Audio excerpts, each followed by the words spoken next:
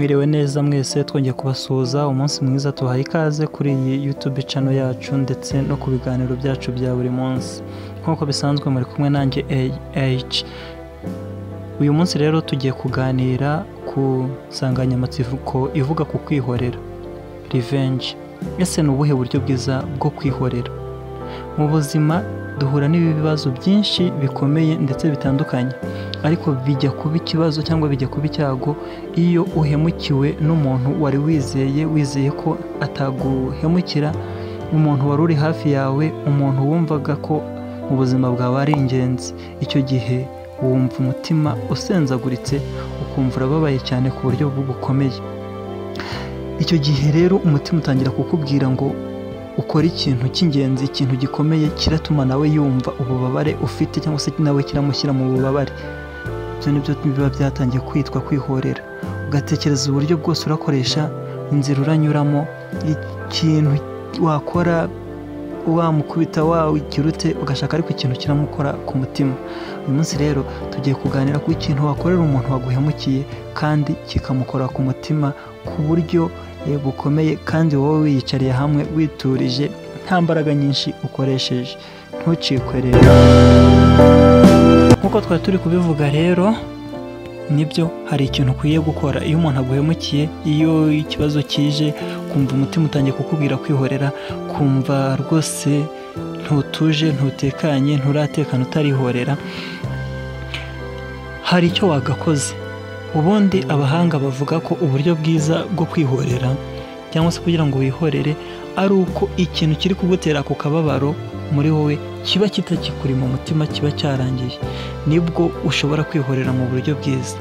Niyo mpamvu kuri uyu mwanya ikintu cya mbere tugiye kukubwira ari uburyo bwo kwiga kubana n'icyo kintu.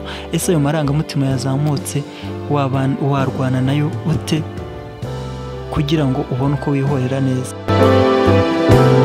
Nibyo koko ayo marangamutima ushaka buryo cyo yaturisha, ariko kubera ko biba bitoroshye. Iyo umuntu aguhemukiye rero ubundi waba ashaka kubona ubabaye. Iyo usakuje ukamwereka ko ubabaye, ukavuga byinshi, ugashaka kumugira uruhande umwereka ko koko wababaye, icyo gihe we aba ari gutsinda, aba ari gukoma amashyi avuga uti sawa, icyo nashakaga nakigezeho. Rero ikintu cya mbere ugomba gukora mu gihe utarakira icyo gikomere kiri ku mutima, nuko umwima amakuru. Ikijyanye n'amakuru yawe yose, uko umerewe, uko uri kwiyumva, ibyo bintu ntabibone ndetse nawe ubwawe ntakubone.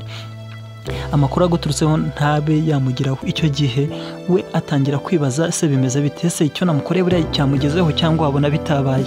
Akumva ntatekanye, agatangira kwibaza, bigasa nkaho wamucanze ndetse ukanamucanga koko, agashakisha amakuru akibaza uko bimeze, bikamuyobera.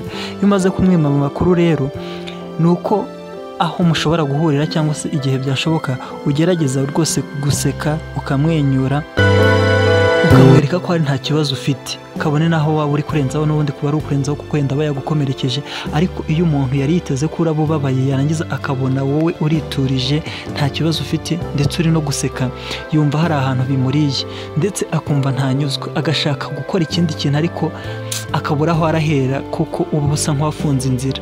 Icya mbere nta makuru y'umugambi ufite, nta makuru y'ibyo yakoze nuko byakugezeho kuko biri mu mutima wawe. Rero iyo usetse noneho uba umushenjaguye umutima, akumva ntatekanye. Noneho ikindi kandi wakora ni ukwirinda kumwereka ko ubabaye, kuko n'ubundi uba wagiye ukiheza, ukamwima amakuru kugeza igihe wumva ko utekaniye ukiriye. Byasigaye ni ukugenda n'ubundi ntumwereke ko ubabaye, ntumwereke ko ibyo yagukoreye byakubabaje. Aho mwazahurira noneho, niba hari aho muhuriye waramaze kumva umutima ukomeye, ukituriza, ntujye kumubwira uti ariko warampemukiye nsaba imbabazi, oya, ugatuza. Ndetse nawe niba wumva ubundi wamubabariye, ubundi cya mbere ni uko ugomba kumva ko ibyo yakoze ntacyo bigutwaye, nta kintu birahindura ku buzima bwawe, bigasa nkaho n'ubundi umubabariye. Ariko kumubabarira ntibiba bivuze ngo ugende umubwire ngo ndakubabariye, nakubabariye ntuzongere, oya. Niba umubabariye wowe, muri wowe umutima wawe niwo uratuza, ahasigaye noneho we asigare yibaza ibyo utekereza nuko wabifashe nuko wabibonye, bimuyobere uko bimucanga ku mutwe umushyuhana, yibaza uko wibaza byaramuyobeye, biba bisa nkaho uri kumuhana. Noneho iyo abonye yari yiteze ko mbega hari nk'ikintu urakora akabona wakomeje kwituriza, kandi yari yiteze ko urababara akabona nta kababaro ufite, yari ashaka kumenya amakuru y'uburyo umerewe akumva nta yari kubona, akashakisha hirya no hino, uba watangiye kumushyushya mu mutwe bikamuzambana, bikamusaza, bikagira bite kugeza igihe aboneye ko noneho yahemutse. Rero niyo mpamvu navugaga ngo ntabwo ari ngombwa kumubwira ngo narakubabariye. Iyo aje kugusaba imbabazi ushobora kumwihorera, ariko ni ukumukonyora cyane, ni ukumwemeza, ni ukumuvuna. Ariko ushobora no kumubwira ngo ndakubabariye, kandi ukabimubwira mu magambo make, ntuhite ugira amarangamutima ngo uvuti n'uburyo wampemukiye, witurize, nakubwira uti mbabarira, wikirize ngo yego ndakubabariye, cyangwa se unamwihorere bitewe no kuri kumva umeze. Niba wumva uravuga ibintu byinshi, iturize, ntihagire ikintu umuvugisha, utegereze igihe uzaba umerewe neza, umubwire uti ndakubabariye. Icyo gihe rero yagusabye imbabazi ukikiriza, ukamubwira ko umuhaye imbabazi nta kindi urengejeho, nabwo yumva atanyuzwe, yumva se yarazimpaye, yumva agize ute. Icyo gihe rero nibwo usa nk'uri kwihorera noneho ku buryo busobanutse. Ndetse n'iyo yaje kugusaba imbabazi nyuma yo kubona ko ibyo yaragambiriye ntacyo byagutwaye, ntiyatekana, ntiyakwicara gusa, naho ataza kugusaba imbabazi abagenda bebera, aca hirya yibaza bimeze bite, ashaka amakuru, mbega mu mutima we, muri we bigasa nkaho byamushajije. Icyo gihe rero nawe iyo wumva wakoze akantu nk'ako ngako, uricara ukareba, cyangwa se aho mubonye ukitegereza gusa, bigasa nk'uri kwirebera filime. Ibyo bintu ntubyiteho, ntiwongere kwibwira muri wowe ngo n'uburyo wantemukiye, kuko uko umuntu yaguhemukira iyo ugifite ubuzima uba ugikomeye koko. Urugero rwiza warufatira ku witwa Nelson Mandela. Nelson Mandela turamuzi, ni icyamamare ku isi, yarazwe muri politike, zirazwe nk'umuyobozi wabaye intangarugero ku isi hose. Uyu bamufunze imyaka 27 yose, arangije asohoka muri gereza yemye, umutima utuje rwose, amerewe neza. Abantu bari baramuhemukiye, ubwo aho bari bumvaga badatekanye, kuko bumvaga ko bamufungishije, yenda bumva ko azagwayo cyangwa se azaherayo bakagera ku byo bageraho, ariko n'ubundi ntibari babigezeho. Arangije aba n'umuyobozi. Wibaze none niba twarafungishije umuntu akaba abaye umuyobozi, ubundi akenshi buri muntu wese yakwihorera nyine akabukoraho nabo, ariko we ntisi ko yabigenje, ahubwo yaratuje, arabababarira, ndetse abigisha n'uburyo bwiza bwo kubana kugeza kuri uyu munsi tukaba tukimwigiraho. Ikindi ni umwanditsi cyangwa n'umufilozofe w'umushinwa uvuga ku by'intambara witwa Shinzu, niwe wavuze ko gukubita umwanzi wawe byanyabyo cyangwa se kumwemeza, ntabwo ugomba gukoresha imbaraga, ntabwo ugomba gukoresha kurwana nawe, ahubwo ni uko ukoresha ubwenge cyangwa se utuza, ukabanza ukamwiga, ahasigaye akaba ari bwo ugira icyo wakora, cyangwa se kumukubitana ubwenge, utarwanya, utageze witurije, ukamwihorera, ukamwereka ko ari ntacyo avuze, nibwo uba umwemeje.